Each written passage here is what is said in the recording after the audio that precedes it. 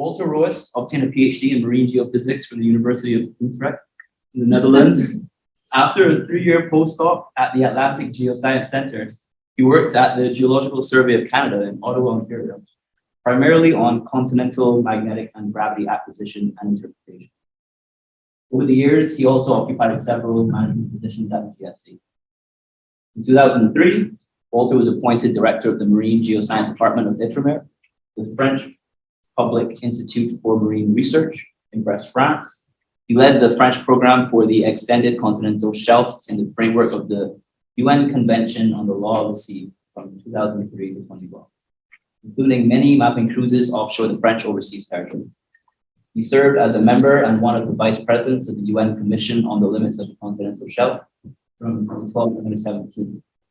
His research interests are in plate tectonics, fracture zones, the evolution of continental margins, and he also participated actively in the development of several large-scale open access geophysical data compilations. So thanks for coming, Walter. And thank you very much, Brandon, for that introduction. Before I start, I would like to thank in particular Larry for inviting me here for a 2-month stay. And I hope to have exchanges with all of you as much as possible. This stay has been planned for a long time, but we never had agendas that fit together, and then the COVID came in between. And so I'm very pleased to be here today. I had prepared a little introduction of myself. I will go a little bit quicker because Brandon has already started that. I will go very briefly to the history of the law of the sea because I understand that the public is not very homogeneous. Some people may know all that, and others may not. Then I will talk about Article 76 of the UN Convention on the Law of the Sea, which deals with the extended continental shelf, the French program that we built to actually establish the limits of that extended continental shelf. That program is called Extra Plaque. And then I want to go to the main topic. Regretfully, the first part is more than half. The main topic will be the interest, the scientific interest in actually the acquisition that we did in this framework of extended continental shelf, and I will use the French Guiana case as an example. I'll say some words about the Commission on the Limits of the Continental Shelf and reach some conclusions. So my career path we already went through, so we can skip that very quickly. I've been involved in seafloor mapping throughout my career, but not the seafloor mapping with acoustic means actually that you do in particular here at CCOM. So my involvement was mainly from the potential field side. So this is one example of the work I did in constructing this compilation of marine magnetic anomalies in the Atlantic and also in the Arctic Ocean. There's another accompanying map which is to the north of it, showing actually the marine magnetic anomalies related to seafloor spreading and these very significant differences in character between continental anomalies, which are often very, very complicated and difficult to interpret, and the linear seafloor spreading anomalies that you can actually date with the specific age of when that part of the seafloor was created.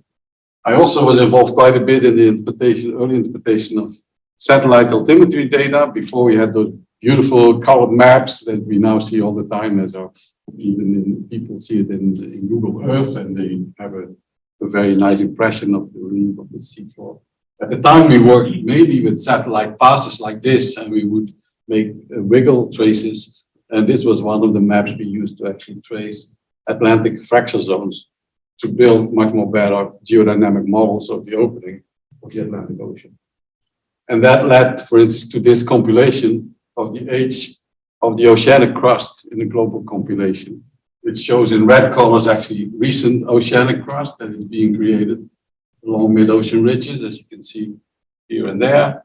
And in dark blue and purple, the oldest ocean crust that's still preserved on the surface of our Earth, which is less than 250 million years old.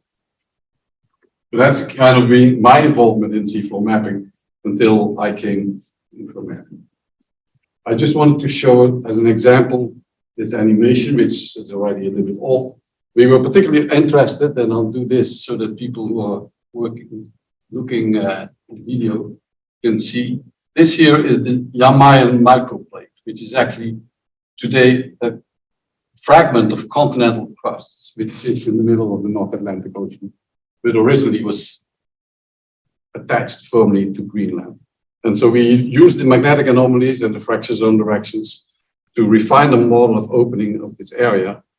And if this works, we should see an animation from 56 million years ago to present, where we first start opening the Ager Basin here. And then we start opening actually the North Atlantic mid-ocean ridge where it is actually located. So I'll do it one more time, and then I'll hope to stop it just the right moments before it jumps back to the beginning. So let's stop it here. So here we see now Iceland.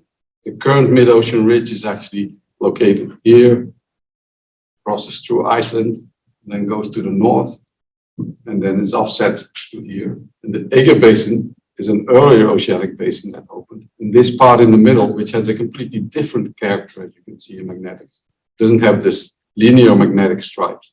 That's the Almayan microcontinent. So just as an example of the type of work I've been involved in before I got to Ifremer. And as Brandon already mentioned, I also worked a lot basically with magnetics on continents, and this is an example of a collaborative work with the USGS and with the Mexican survey to build a magnetic compilation of this entire area of North America. So today at Ifremer, just wanted to say a few words because not everybody may know Ifremer. It's a public institute in France, and we have the main offices actually in France, but we have also laboratories and offices in overseas territories all over the world. And that's nice for us because we have several seagoing vessels and we can go pretty much to all the oceans to do our research. And so where we are located in Roest, actually in Brittany, that's the western point of Ifremer. We have quite a rugged coast, and our marine geoscience building is over here. Okay, my current research interest, still potential field methods, global plate tectonics, continental margins, and most recently I joined a lab which is actually a natural hazards lab, and we study active faults. And of course, with my background as a member of the Joint Commission on the Limits of the Continental Shelf, everything to do with extended continental shelf. So let's talk a little bit about law of the sea. So in the very early history, it was until essentially from the Roman Empire till the 15th century, there was no uniform practice. There was no real idea who would own the sea. There were claims, but they were not well defined.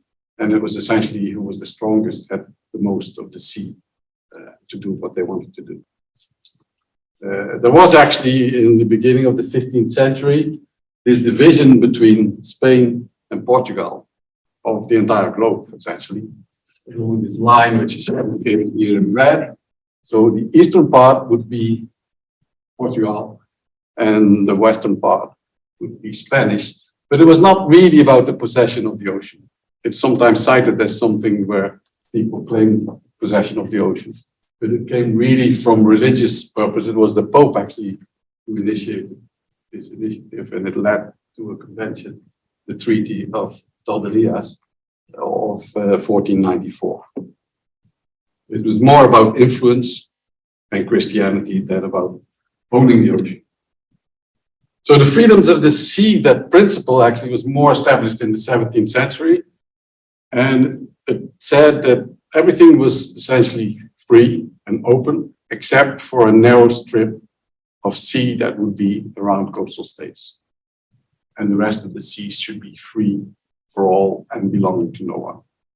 But there was a discussion, and particularly there were two different viewpoints. One was that of Hugo de Groot, the Dutchman, named also known as Grotius, and he advocated that the sea should really remain free, and obviously had in mind also the trading that Europe was doing, or the Netherlands was doing at the time already, with countries very, very far away, like in Indonesia or in the Caribbean. So he argued that the oceans should remain an open space where mankind could cross and do business freely. On the other hand, there was John Selden, an Englishman, who actually had the opposite view and wanted that the seas were closed and that they were the property of coastal states and that the coastal states could decide who didn't want their land. So, nevertheless, the idea of a territorial sea became more and more proposed by several people. And the main reason was that if you want to defend your land territory, you should be able also to defend a part of the ocean from where people can attack your land. So this argument was that to control piracy and other acts that could threat the security of a coastal state should allow you to have some kind of a buffer in the ocean. So actually it was another Dutchman, Cornelis van Winkershoek, who actually in 1702 defined a little bit better this idea of a territorial sea. And then an Italian in 1710 calculated what is known as the cannon shot rule, that actually the modern weapons at the time could attack to about a distance of 3 nautical miles. So something like 5.5 kilometers. So that became internationally accepted width of the territorial sea, with the idea that that's where you could defend and that's where you could attack. At the same time, there were, of course, already interests in exploiting natural resources that were on the seabed or in the subsoil. And most were using the idea that since it was going to be deeper and deeper as farther you got, the only thing we needed to say is you could exploit just as far as you were able to do it. That was the criteria. So it was determined by the depth of potential exploitation. Also, there was the question of freedom of navigation, and that really depended on the coastal state. So there was no general rule. So then we fast forward actually 2 centuries, and we come to the Truman Proclamation. Actually, that was in 1945, when the President of the United States, Harry Truman, actually said that the United States has jurisdiction over all the natural resources of the continental shelf next to our landmass. And that includes oil, gas, and minerals. And his argument was that we needed to be able to conserve those resources and use them prudently. And he was talking about the resources of the soil and the subsoil. One of the arguments was that the continental shelf could be considered as an extension of the coastal landmass, the nation's landmass. So this was actually the idea of natural prolongation. The land actually continues under the sea. And this is the idea that we will find back later in Article 76. So what happened is that after this proclamation, many states said, well, US, well, we will do also. And so there were claims of natural resources up to 200 nautical miles from the coast. There were many states that installed limits for exclusive fishing zones. And essentially, it became quite difficult to see who claimed what and what rules were applied. So this led to several conventions on the law of the sea, of which the third one, the third UN conference on the law of the sea, resulted in what we know today as the 1982 United Nations Convention on the Law of the Sea. It's also known under the name Montego Bay, because it was actually, this conference was held in Jamaica, in Montego Bay. And we can consider, as did the president of that conference, Tommy Coe, that this is like a true constitution of the oceans. So this constitution was created in 1982. It was opened for signature on the 10th of December of 1982, and it entered into a force when a certain number of states, I can't remember how many, signed or ratified it, which was in 1994.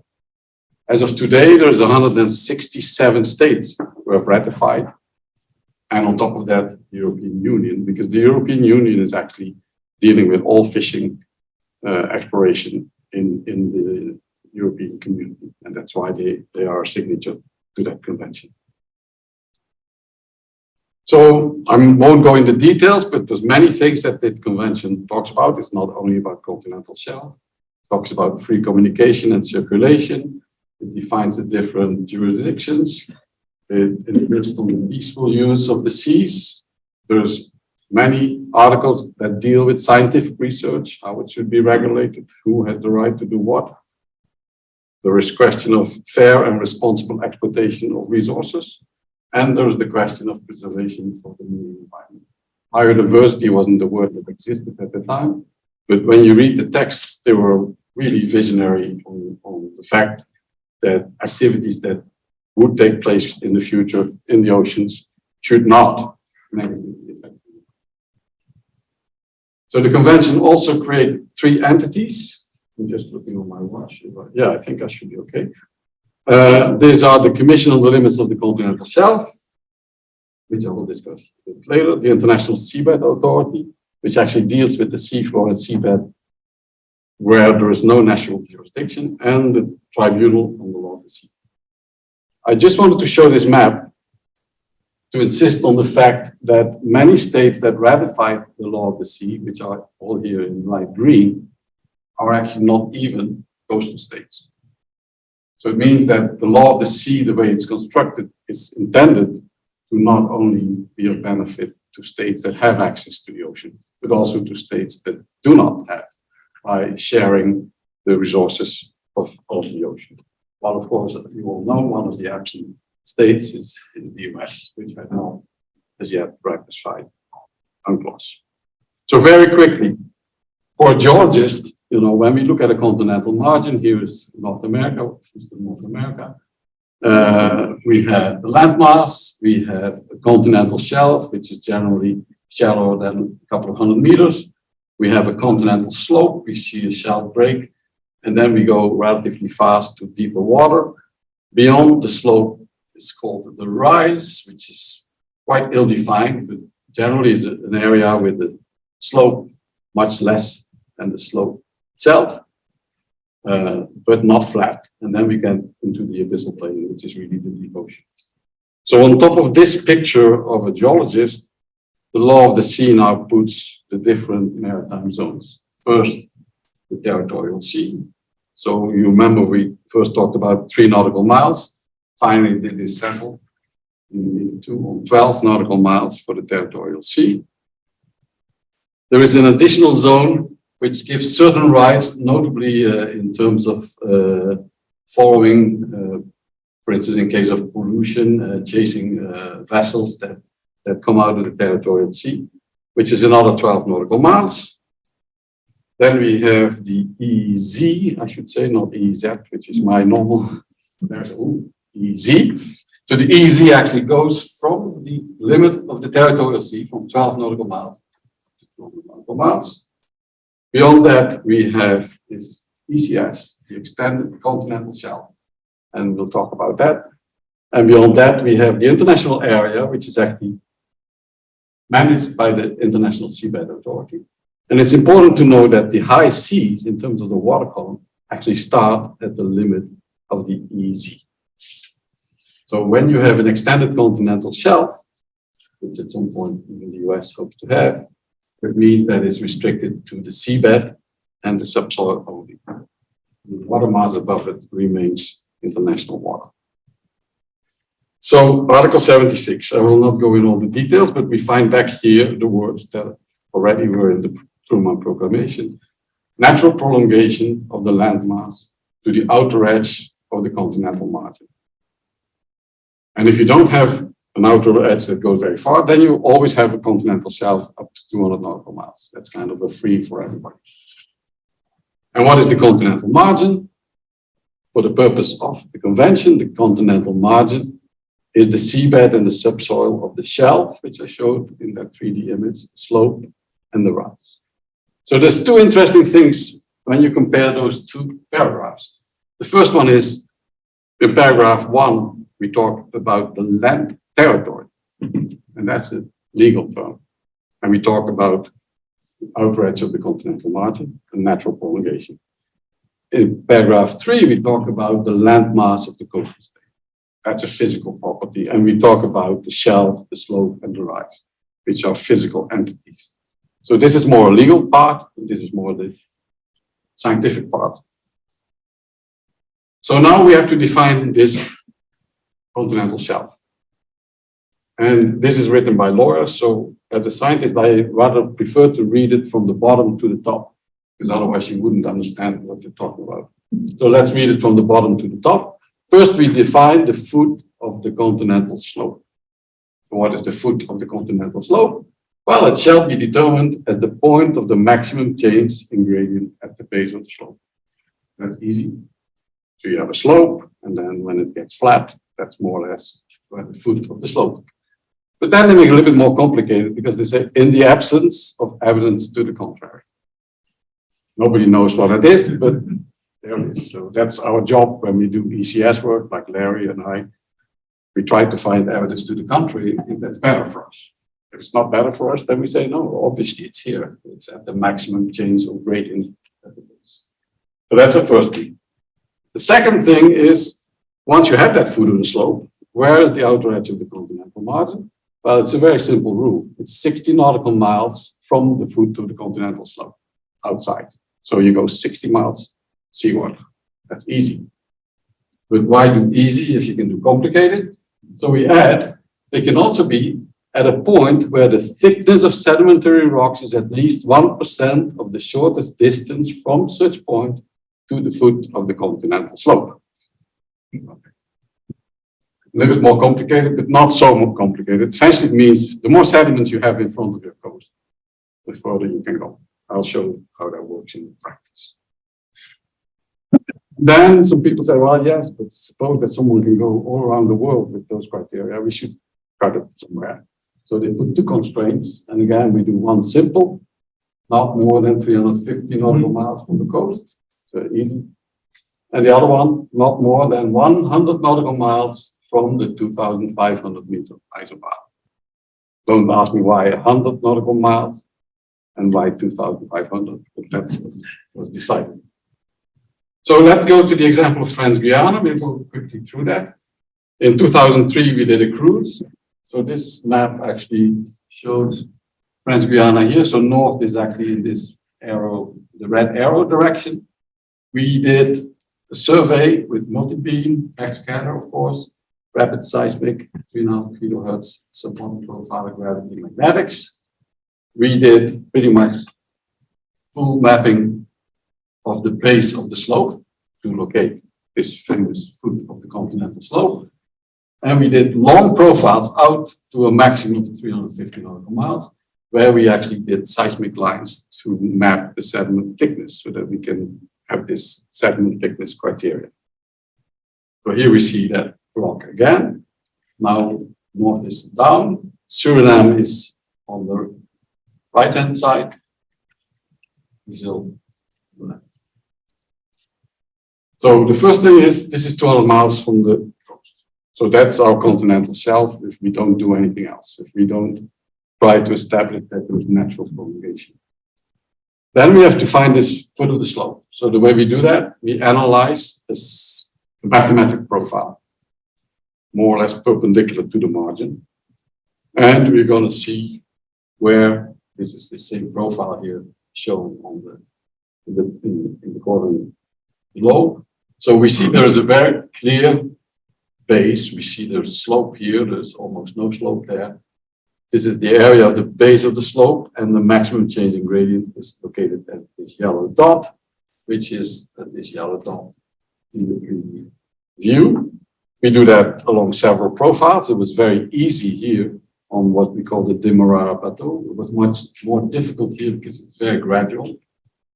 This is actually under the influence of the Amazon fan, which brings quite a lot of sediments in this area. So much harder to find this maximum change in gradient. Then we have to go to the sediment thickness. So that is the seismic profile. We used rapid seismic, so it's only a 6-channel seismic system, but it penetrates enough. You can see the oceanic basement here indicated between the colors, kind of a beige color of the sediments, and what is white is the oceanic basement. So what we see is that as we go further from the coast, there's less and less sediment, and at some point, there is so many kilometers of sediment that this corresponds to the criteria. In this case, it's 2.2 kilometers of sediment and a distance of 220 kilometers back to the foot of the shore.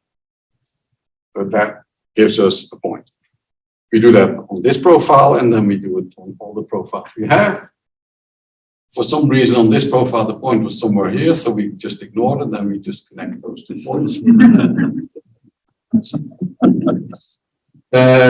And that's enough, because it says only that you have to actually have points that are not farther apart between them than 60 nautical miles. So coastal states always try to optimize their findings.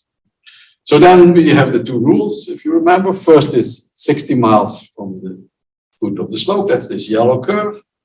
Then we have those sediment thickness points which we just saw before. And of course, we choose the one which we like the most, which is the green one further away.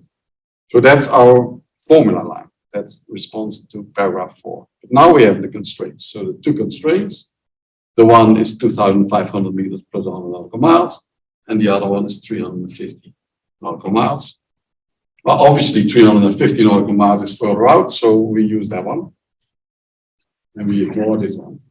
And since our entire limit based on sediment thickness is actually closer to the coast than 350 nautical miles, we are entitled to have this as our limit. So that's the final result.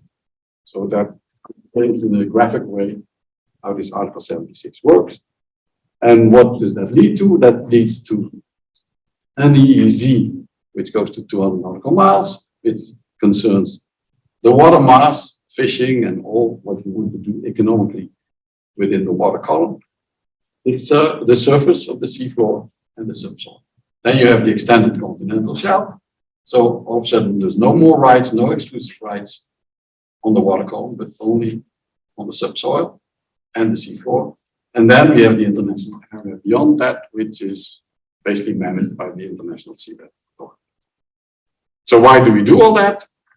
Of course, we do that because we would like to have sovereign rights over the exploration and exploitation of natural resources.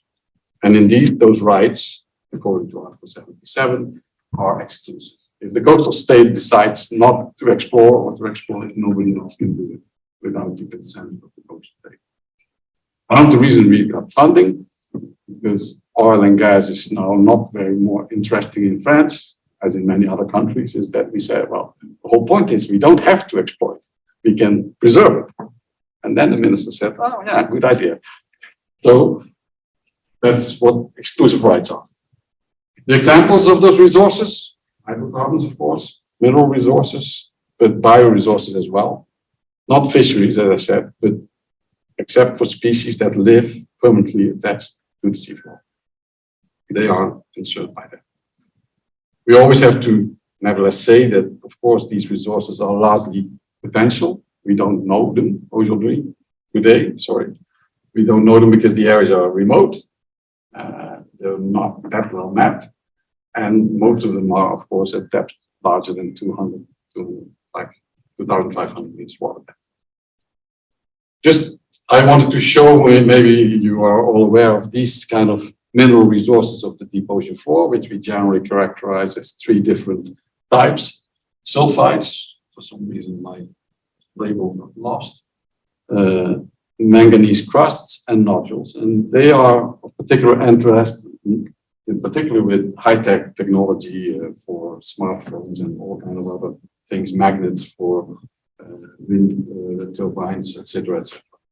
These are discussed a lot, but most of those are actually beyond the ECS. Most of those are in the international area and are actually controlled and regulated by the International Seabed Authority.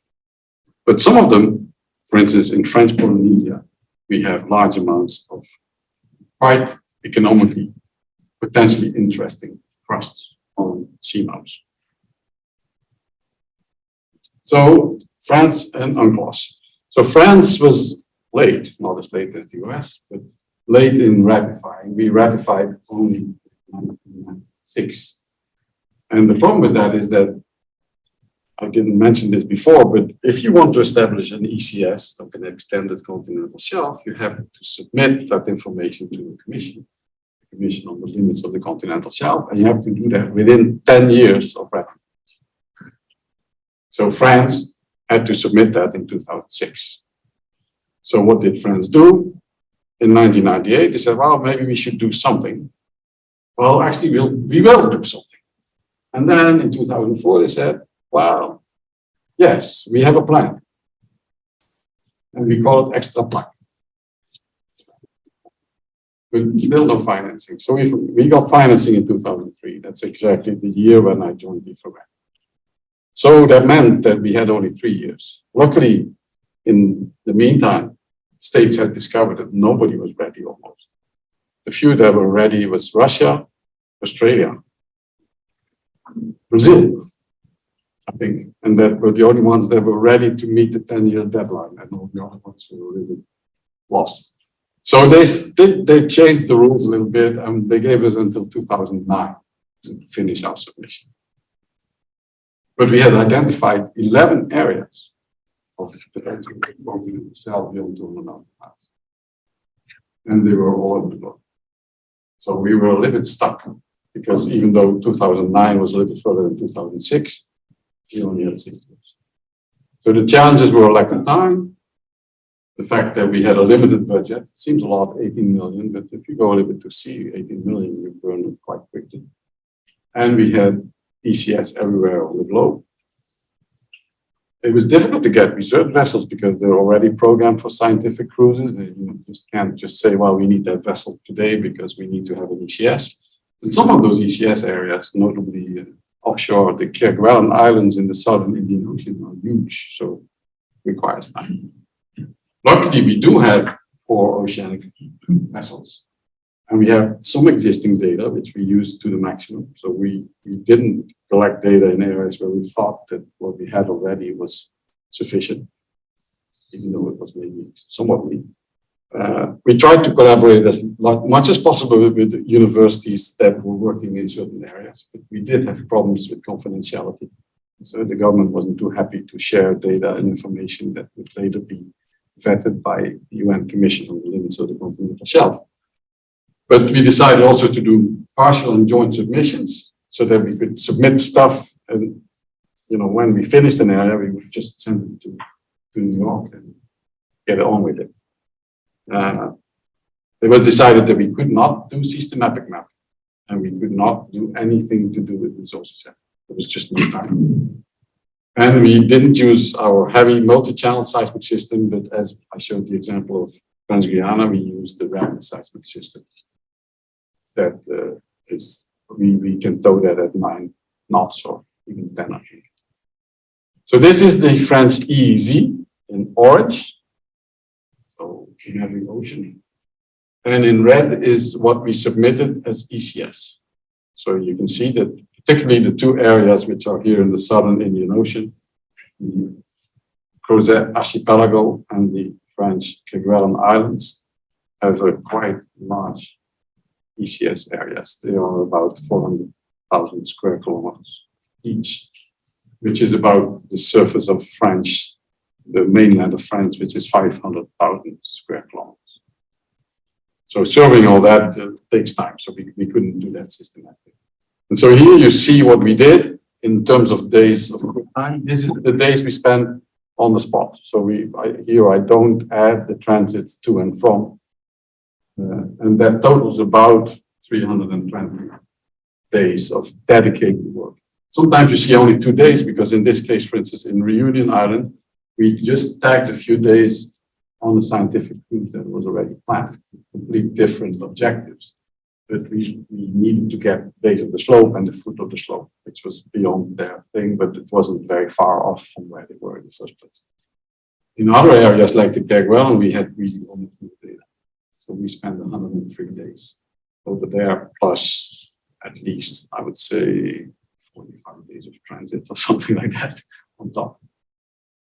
And we had an opportunity to go to Terre Adélie, which is the Antarctica, Antarctica does not, the Antarctic Treaty does not allow any territorial claims.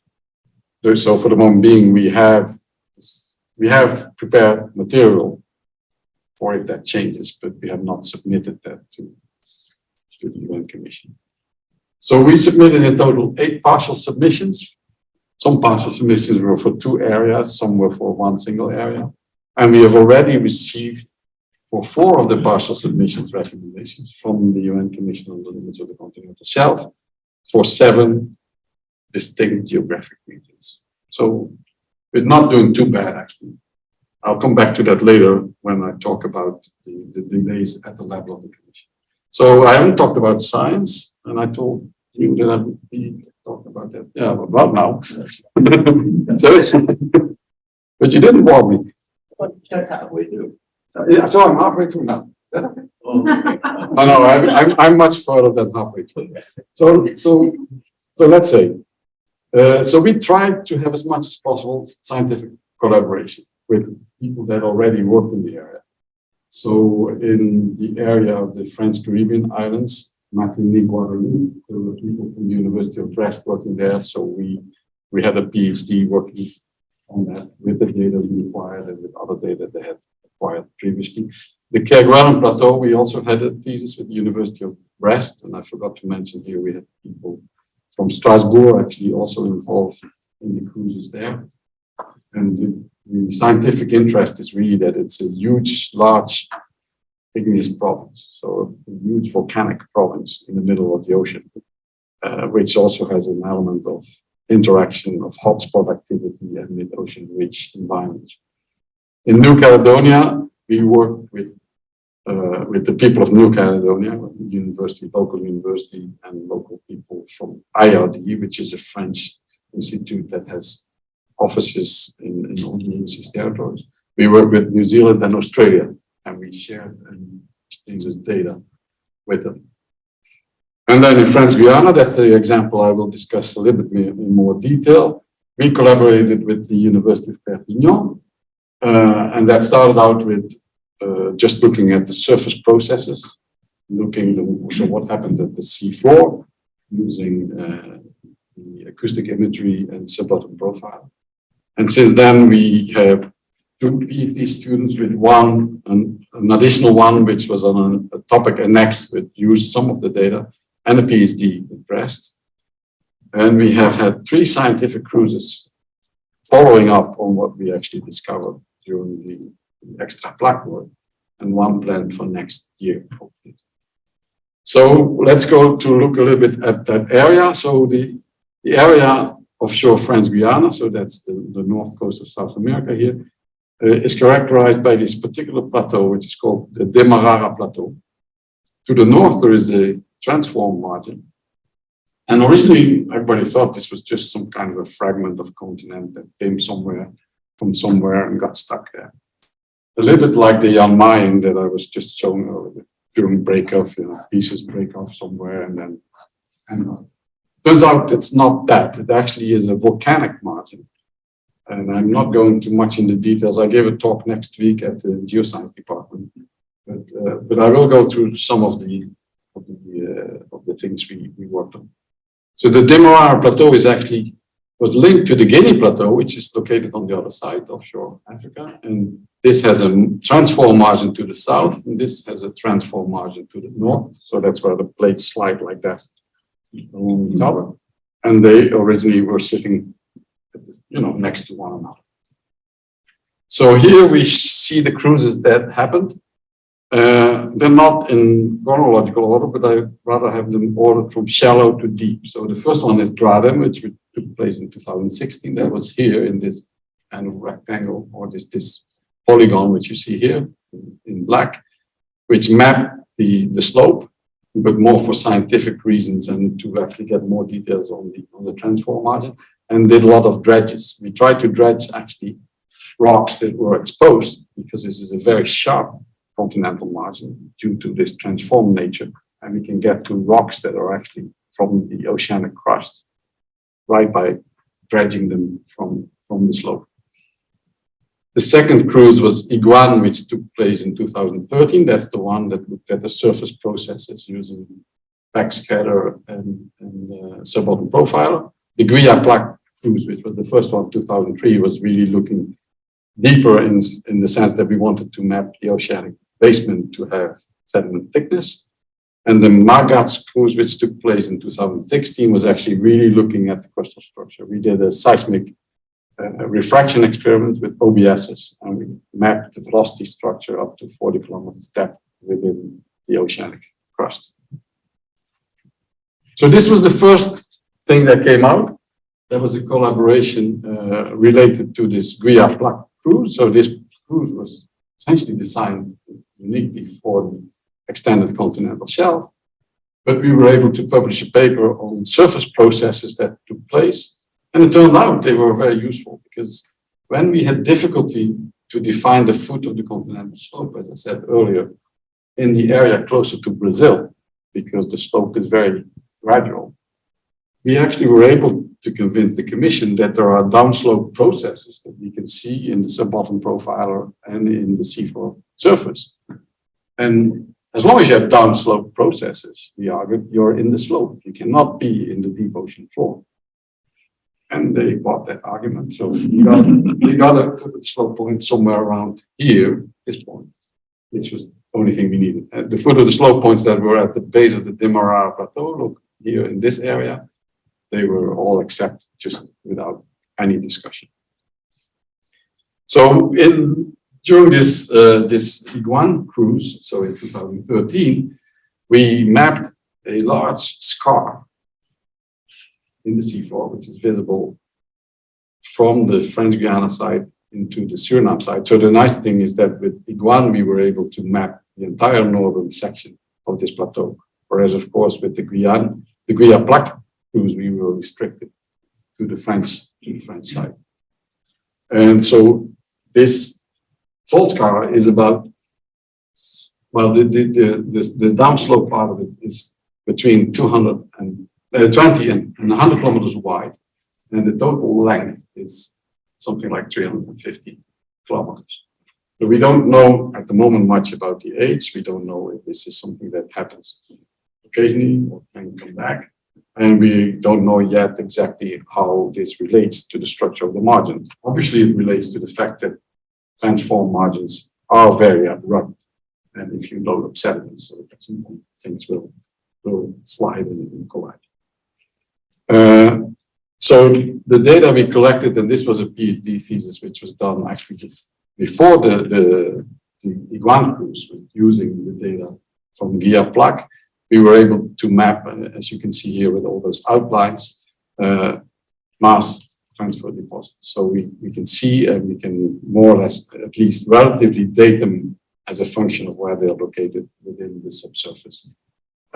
Huge amount of slides. So we know that this margin has been relatively unstable for quite a long time.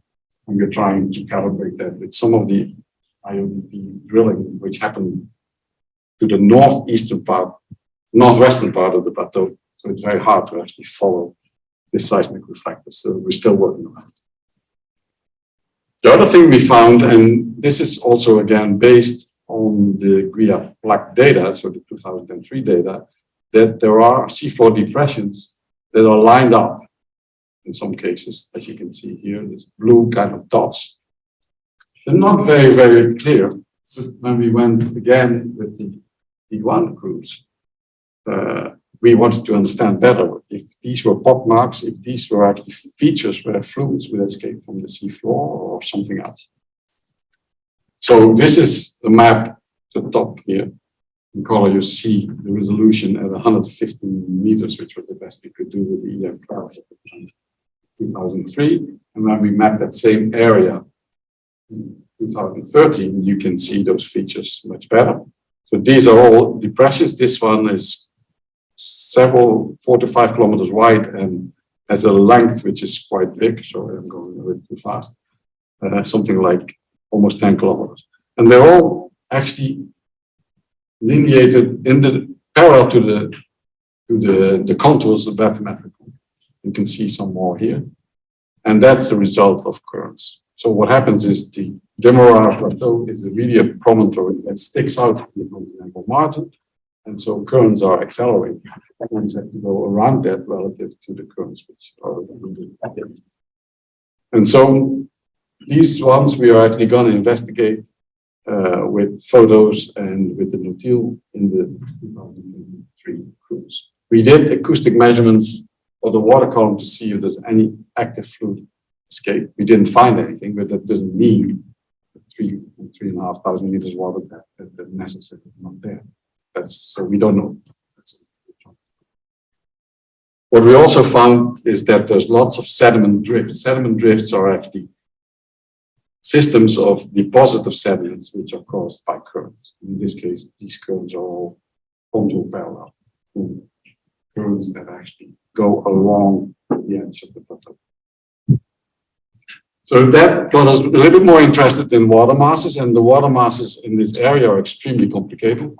You can see that actually here we have the Demerara Plateau. So this is a profile in the western part of the margin. This is a profile closer to Brazil.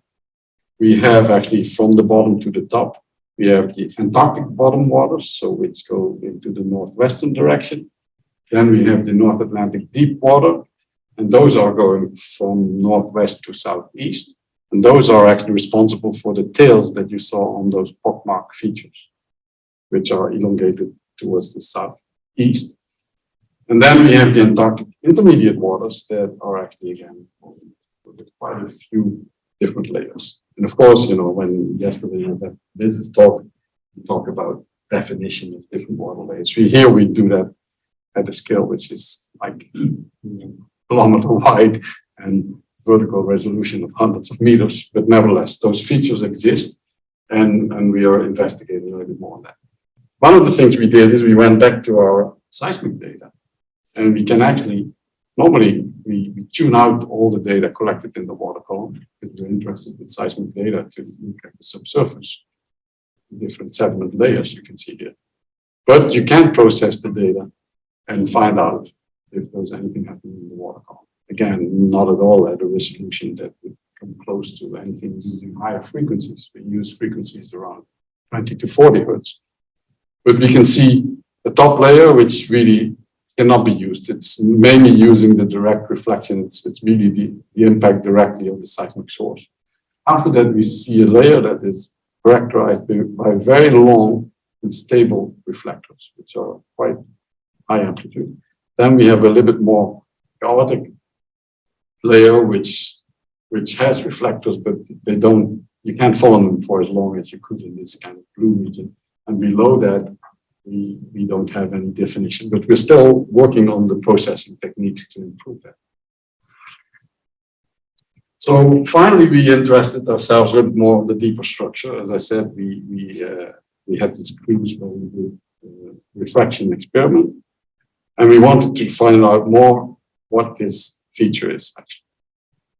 So rather than an isolated continental fragment, we actually have a platform or a plateau, which we call a transform marginal plateau.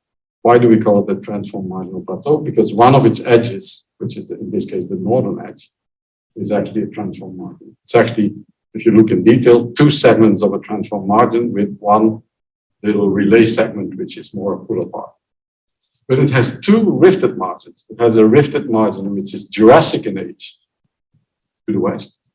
Over here, we have actually a little piece of Central Atlantic Ocean sitting here, and the rest of it is subducted. So that it's always handy because we don't know what happened, but we will never know like it. That's gone underneath the Caribbean subduction zone. But to the east, we have another rifted margin, which is Cretaceous in age. And this is the equatorial Atlantic. So when we saw this, we also had a PhD student working a little bit more on global transform margins, and we found out that many transform margins actually have similar features. And these features, they are most of the time located at the boundary between ocean basins that opened at a different time. So I showed you the example of France Guiana, which is here, the Demerara Plateau.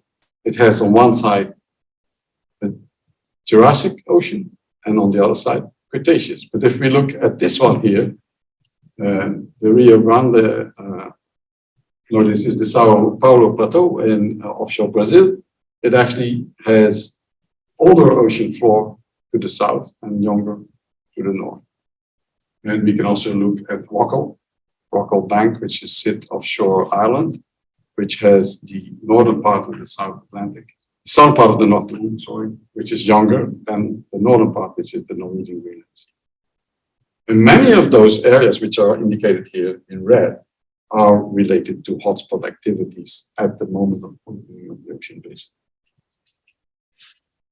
So the final thing that I want to mention in that respect is we have just a PhD starting on this, is the issue of changing ocean currents. Again, not at resolutions that are very high, but at the resolution of total ocean basins, the Atlantic. And one of the things that interests people about these marginal plateaus is that some of them, or many of them, may have been contact points, last contact points between continents when they broke out. So at the moment when they finally separate, you allow deep water connections and you can change global circulation. So we have a PhD just starting on that with, of course, I'm not an expert in this field, but with people that work on these kind of problems. So back to UNCLOS, I have still 3 minutes. 2 minutes. Sure. So, okay, Commission on the Limits of the Continental Shelf. So as I said before, if you want your ECS, you have to submit the information to this commission. And you have to do it within 10 years. Or later on, they put some resource so that you can do it later. And today, there is actually not really anymore any deadline. If you come today to the commission and say, well, I should have done this in 2009, but we'll do it next year, they'll say, that's fine.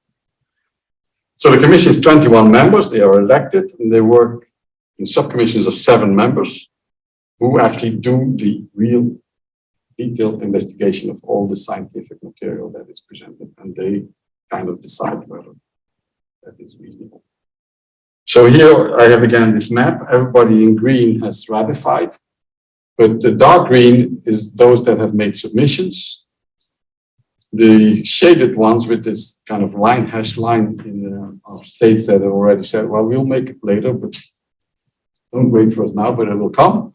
And then with the blue outline, it's not that visible. I have to change that color.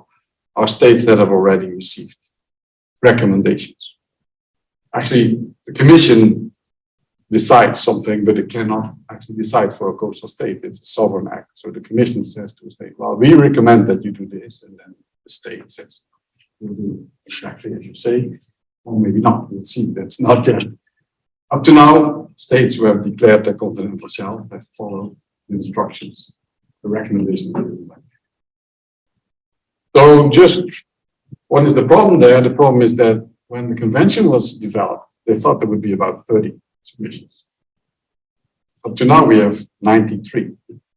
And there is 9 revised submissions. Because if a state doesn't like the recommendation, they can come back and they can come back and they can come back forever.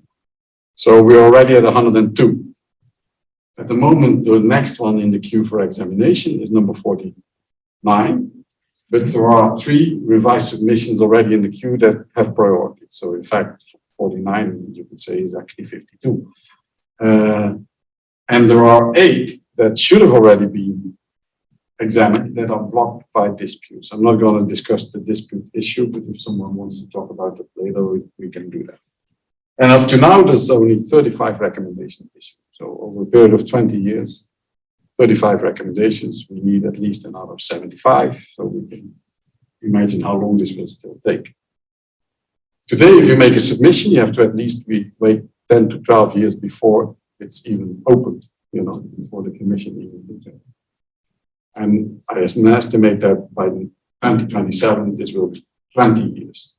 And many states, it is not possible because you can't keep a team together. You can't keep the expertise. 20 years later, the people still know what they wrote and what they sent to the commission. That's a real issue. So that leads to the conclusion. I think the US has seen that also.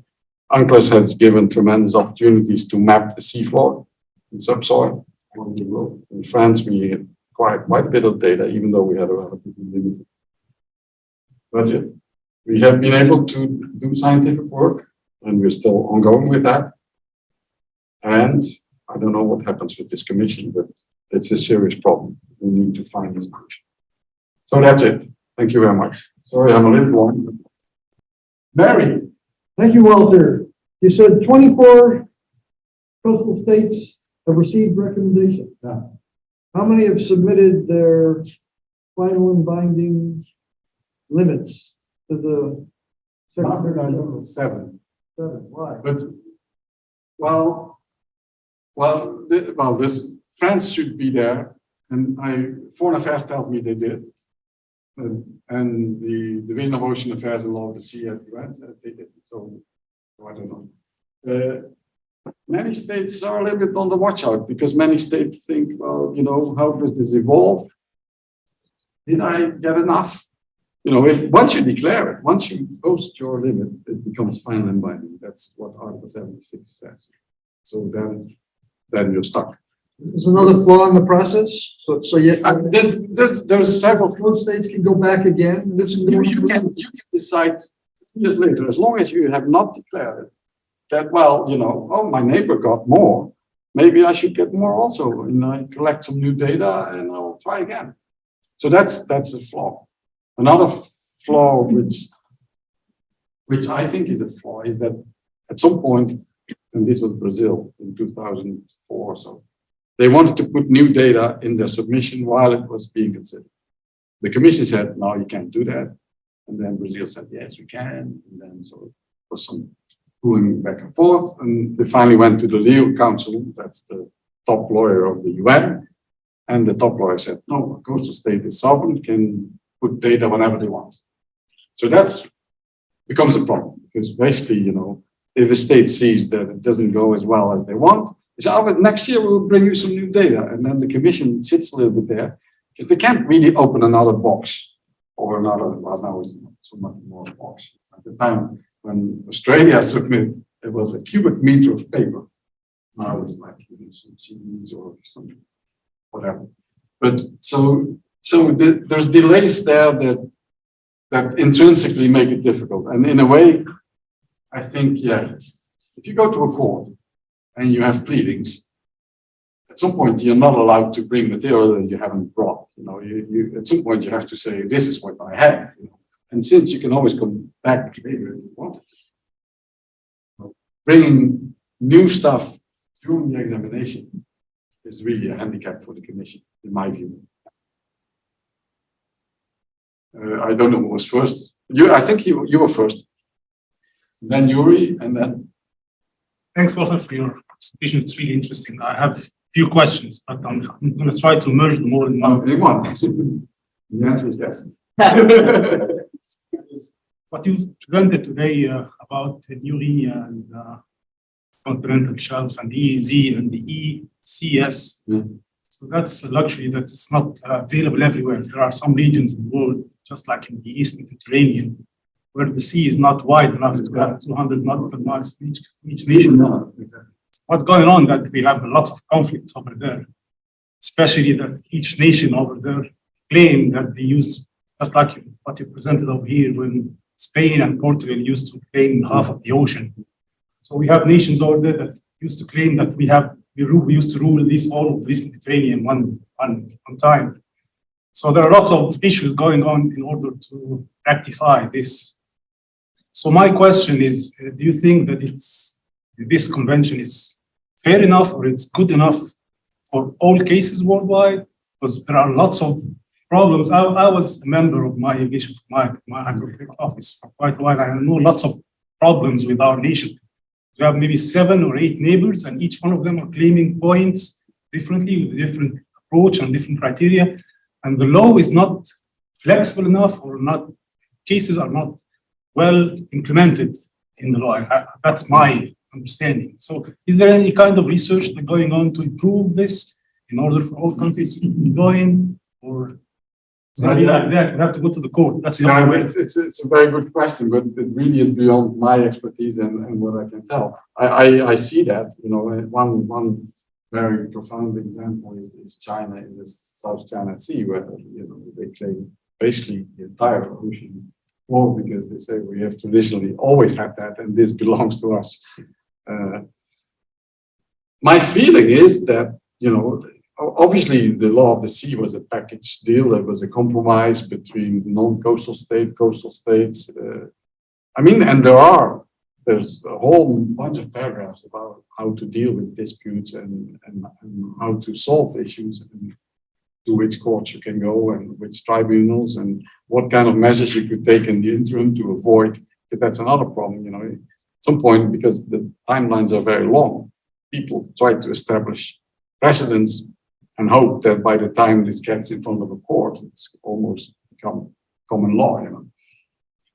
So I don't know. I mean, it's very clear in any case that states are very reluctant to touch upon any paragraph in UNCLOS because they're afraid that if we start to twinkle in something which deals with delimiting EEZs between states, and you know, then the whole thing opens up. I believe science might be able to solve some of these problems, just like the hydrocarbons, for instance. If there is a gas reservoir or gas tank in the middle between two territories, how we can we share this? Because each one of them claim that this belongs to me, and they start drilling and bringing it up. There's quite a bit of work done on that, on sharing resources between, you know, a trans-border situation. That's for sure. Those are issues that people look into. And there's lots of literature about that. If that's practically applicable to certain coastal states, I wouldn't be able to tell you. So it's a very good point, but there's one example, France, but between France and Spain in the Bay of Biscay, we only have delimited out to 100 nautical miles, not beyond. But even though it was easy boundary, France convinced Spain that our site should be larger because we have a large shelf. So they actually got geology to play a role in easy delimitation, but in bilateral agreement. If you go to a court, if you go to ICG, they will not want to talk about geology. They will only talk about the coastline, and their procedure is we take equidistance between the two coasts, and then we'll see if there's any circumstances that require that equidistance is modified. Because, for instance, you know, like you had two states of the same pretty much coastline size, but the morphology makes it that the boundary goes so far that one gets only a quarter and the other one gets 3/4, then they will kind of put some fudge factor so that this boundary bends a little bit back. Sorry. No, I'm suggesting you and Tamer have these Yeah. discussions.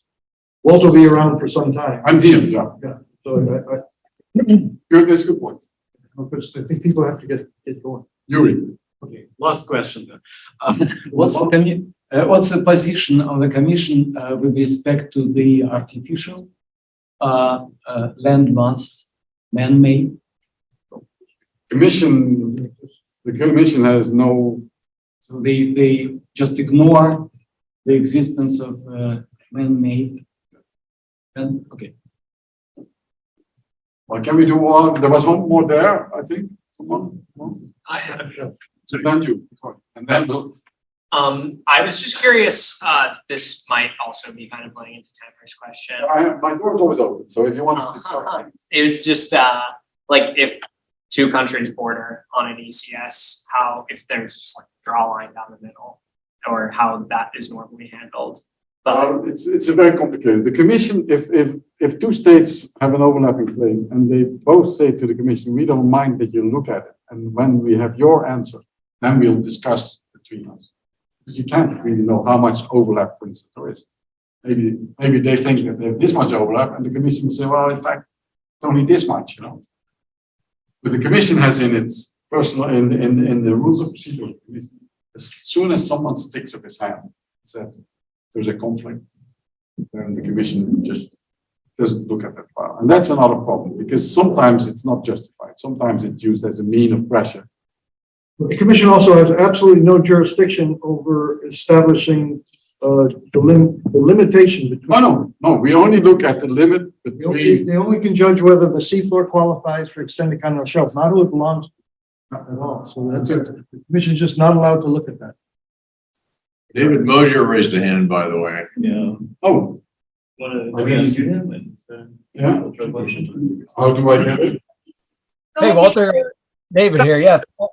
I just had a quick point. You sort of in an offhand comment said that your government wasn't too happy to work with universities because they preferred to keep data confidential. And that's an issue with many governments to keep it confidential. But in the case of French Guiana, it was, fundamental that those submarine mass movements were published. They were in the public domain and peer reviewed. So I just In that case, the funny part was actually we convinced the department that actually we wouldn't give him the seismic data because that was sediment thickness. Because we said, the superficial data and the sub-bottom profile, we don't use it for this argument. And they said, okay, then you can give that. So, and Perpignan, Lise Monk, who is a colleague I work with, she started working on that already quite soon, way before we got recommendations. And actually we used that paper. So it was actually indeed, that's a very good point. Thanks, Dave. Yeah, it just speaks to the value of publication of the science, and that the commission views that as sort of a peer review as a real substantiation of the validity of the science, and I think more of that should be done. Yeah, well, and I didn't say, but maybe for people who don't know, that the commission really only has scientists. The commission members have to be geologists, geophysicists, and hydrologists. That's in the convention. That doesn't prevent the stage parties from electing a lawyer, which they just did. As we have a lawyer coming on our new commission next summer. But yeah, so it is a legal and technical. No, it's not. It's a scientific and technical body. So one last question, maybe. Yeah, it's fascinating talk about, very interesting. I'm interested in who's doing the data management, how they're doing it. It's an incredible challenge, especially given the time scale, and how do they assert integrity of the metadata and the data over time like this? No, that's a very big problem. It's a very big problem because there's two things happening actually. At the UN, where they receive submissions, and there is a GIS and computer support system there.